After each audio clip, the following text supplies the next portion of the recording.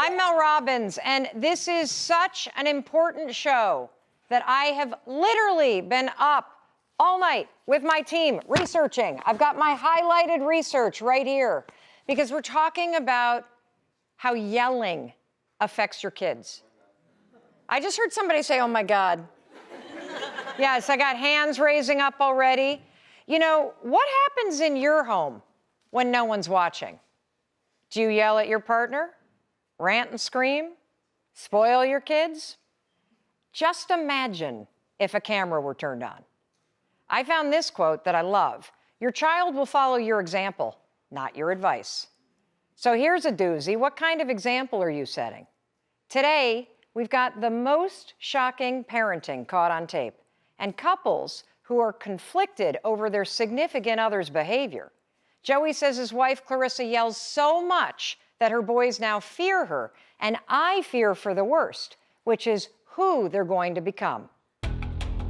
My wife, Clarissa, is always yelling at the kids, and I'm tired of it. I love my husband, Joey, and we have 2 beautiful children together.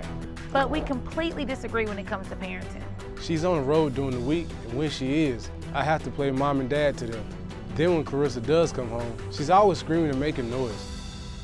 He is constantly telling me how to speak to my kids. And no one tells me what to do. I don't think it's healthy for them, and I don't speak to them or parent them that way. I yell at them because they need to learn. I'm not raising girls, I'm raising men, and men need to be tough. If they can't handle the way I talk to them, how are they gonna survive in the real world? Our kids are afraid of her yelling, and that is not a way to keep them in line. I don't care what my husband says. I'm the boss of this family. If I wanna yell, I'm gonna yell. So, Clarissa, you said you're the boss of the family, but why does the boss need to yell? I guess it's just how I was raised, and that's all I kind of really know.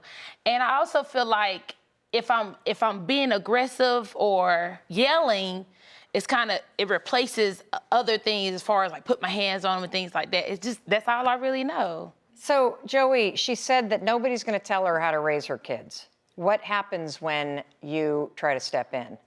It's more of a calm situation. I try to get my kids to understand the message that I'm giving to them instead of them fearing somebody yelling at them. Well, you actually caught some of Clarissa's behavior on tape, so let's just see how bad it actually is. Your belt supposed to be on your ass when you put your pants on.